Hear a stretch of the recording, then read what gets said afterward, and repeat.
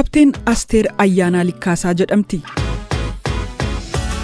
Koongoo keessatti lubbuu loltoota Ameerikaa dhumaatirraa oolchuu isheen humna galaanaa US, humna lafoo US, humna qilleensaa fi nageenyaa biyya keessaa Ameerikaa irraa badhaasa addaa argatteetti. Bara 1950moota keessa ammoo loltoota Itoophiyaa nagaa kabachiisuuf UN jalatti gara Kooriyaatti ergaman keessaa Asteer Ayyaanaa tokko turte. Tajaajila fayyaa Kooriyaa fi Jaappaanitti kenniteen gahumsa guddaa agarsiifteef mootummaa Kooriyaa irraa badhaasa fudhatteetti. Gahumsa ergama nagaa kabachiisaa Kooriyaa fi Koongootti gumaachitee fi gootummaa agarsiifteefis Asteer Ayyaanaa UN irraa beekamtii fi badhaasa addaa gonfatteetti. Garuu gootittiin addunyaa irratti akkas faarfamte seenaan ishee uummata biyya ishee biratti hedduu hin beekamne. Kaapteen Sister Asteer Ayyaanaa eenyu? Asteer Ayyaanaa Wallagga Bahaa naannoo magaalaa Naqqamtee ganda Tinfaa jedhamutti dhalattee guddatte. Abbaan ishee bulchaa naannoo sanaa ta'uu qofa osoo hin taane yeroo Xaaliyaaniin Itoophiyaa weeraruun hanga lixa biyyattiitti galte Raas Imruu fa'aa waliin hanga Iluu Abbaa Booraa magaalaa Gooreetti imaluun loluun lolchiisaa akka turan qorataan seenaa Ahmed Hassan himu. Ittaanaa barreessaa waldaa warra wangeelaa Makaana Yesuus kan tahan lubniif qaadu beenyaa waa'ee Asteer Ayyaanaa fi maatii ishee irratti qorannoo waggoota 10f gaggeessaa turu BBC'tti himaniiru. Asteer Ayyaanaa sisteriidha. Mana barumsaa Makaana Yesuus Naqamteetti baratte. Mana barumsaa Makaana Yesuus Naqamteetti erga barattee booda immoo gara Finfinneetti dhufte narsiingiidhaan bara 1945 eebbifamtee jechuudha. Isheen achitti disnikidhaan waan eebbifamteef Red Cross keessatti qacaramtee Red Cross keessatoo jirtu duula Kooriyaatti akka isheen duultu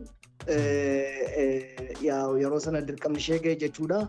Duula Kooriyaa duultee Sister Birqinash Kabbadee nama jedhamu tokko wajjiniin deemtee Tookiyoo keessatti dhaqxee hospitaala Tookiyootti argamu keessatti tajaajila guddaa laatteetti. Isheen nagaa kabachiisuutii fi Koongoo keessatti akkasumas immoo narsiidha waan taateef medical services akka isheen laattuutiitii fi deemtee jechuudha. Yeroo achi geessu gaa wanti nama dhibu warra adii kanaatiif warra gurraacha gidduutti xabii guddaatu jira. Warri adii warra Beeljeem yeroo sana amma immoo loltoota nagaa eegsisuu dhufan keessaa immoo kan Ameerikaaf kan Kanaadaa turani. Yeroo isaan dhufanii xiyyaara irratti bu'anii dogoggora natti fakkaata hin beeku loltoota warra adii kana yeroo arganii finciltoonni warri Koongoo isaan kaan xiyyaaruma keessatti ajjeesanii isaan kaan irreebanii warri madaa'an fidanii warra kaan gar tokko warri kaan baqatanii dhufanii hospitaalatti galanii achitti Asteer Ayyaanaa argite gaa. Jarri duuka fiiganii dhufanii achitti ajjeesuuf yeroo jedhanii hin ajjeesuu hin dandeessanii tasa jettee fuuldura isaanii dhaabattee ishee darbatanii jara fudhatanii makiinaa jiippii irratti darbatanii yeroo fudhatanii qajeelan loltoota Ameerikaa kana jiippii duuka yaabbatte jiippii irraa darbatanii buusan. Ergasii booddee fiigdeetii loltoota Itoophiyaa lafa isaan jiranitti timtee amma dafaa qaqqabaatii irraa buusisaa loltoota Ameerikaa fudhatanii badaniiru warri finciltoonni jettee timtee loltoonni Itoophiyaa duuka bu'anii lafa jarri sun jiranitti dhaqanii harkaa buusisanii jara sana lubbuu isaanii baraarsanii jechuudha. Immediately halkan sana gaazexaan The Independent jedhu biyya Ameerikaa keessatti the overnight hero jedhee maqaa ishee baase yeroo sana himame. Akkaataa kanaan Baahir Haayiliin Ameerikaa irraatii badhaasa argattee Midirxoorii Ameerikaa irraatii badhaasa argattee Inland Security Ameerikaa irraatii badhaasa argattee akkuma kana immoo yeroo sana mootummoota gamtoomaniitti barreessaa kan ture Haayila Sillaaseef xalaa barreessee telegiraamiidhaan ergee fi Haayila Sillaaseedhaan dinqifatee maqaa ishee yoon beekuudhaallee baadhee gooti biyya keessanii tokko loltoota United Nations jala jiran loltoota Ameerikaa oolchuudhaatii fi gootummaa isheen argisiistee nu ajaa'ibsiiseera. Kanaatiif baay'ee si galateeffachuu barbaanna jedhee Haayila Sillaaseef barreesse. Haayila Sillaaseen xalaa kana yeroo argatu isheen ammagaa achuma jirti inni immoo xalaa barreesseefi jechuudha. Haayila Sillaaseen Asteer Ayyaanaatiif. Naan jedhee barreessa ስራሽ ላይ ሆነሽ በፈጸምሽው መልካም ተግባር በጣም ተደስተናል። ስለ መልካም ስራሽና ስለ መልካም አድራጎትሽ በጣም እናመሰግንሻለን። hojii keerratti waan gaarii hojii gaariitti raawwatte argine gammanneerra dhageenye gammanneerra waan gaarii hojjette kanaatiifis immoo waan gaarii argisiiste kanaatiifis immoo irra deddeebinee guddaa si galateeffachuu barbaanna jedhee Haayile Sillaaseen isheedhaatii fi barreessee jechuudha. Kanaaf isheedhaafis immoo isheenis immoo deebii isa kanaaf laatteetti badhaasa irratti kaasuun nan barbaachisu. Walumaa galatti Asteer Latanaal sadarkaa ittaanaa latanaantii irra geesseetti deputy latanaantii isa jedhamu sadarkaa sana irra geesseetti. Seenaa Itoophiyaa keessatti nama jalqabaati daayireektii kan kana irra ga'e jedhama. Namni barreessaan tokko akkanatti akka dubbatetti namni sadarkaadhaan dhufee achirra ga'a. Asteer Ayyaanaa garuu straight 90 degree dhuftee iddoo kana ga'utti nama jalqabaati militarii Itoophiyaa keessatti jedhee barreesseera.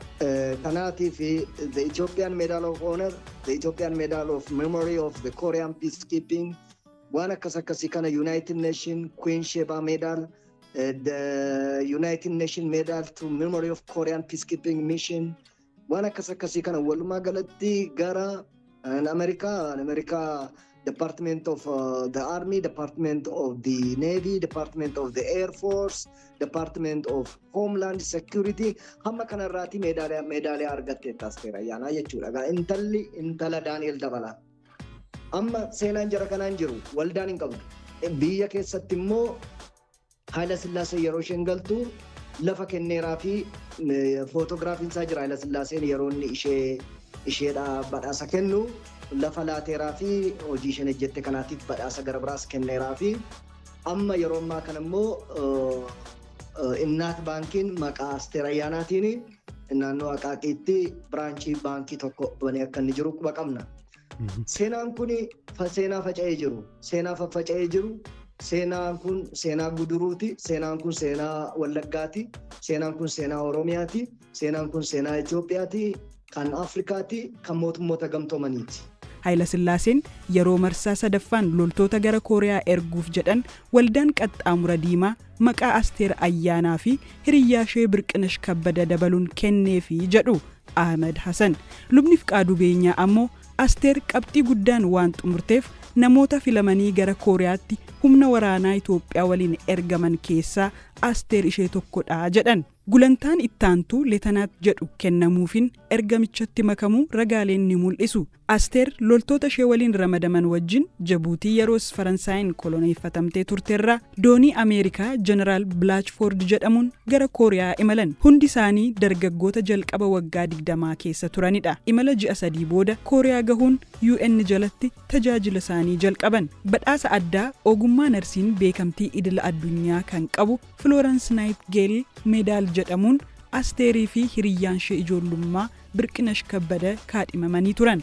Itoophiyaa, Masrii fi Yugaandaan Afrikaa irraa filamanii Itoophiyaan qabxii guddaa galmeessuun sababa Asteer Ayyaanaa fi hiriyyaa ishee Birqinesh Kabbadaatiin mo'atte. Addatti garuu badhaasicha hojii tajaajila namummaa uummata harka qalleeyyiif naannoo Direedawaatti hojjetteen Birqinesh Kabbadaatu mo'ate. Asteer Ayyaanaa erga biyyatti deebitee hospitaala Minilik keessa hojjechaa turte.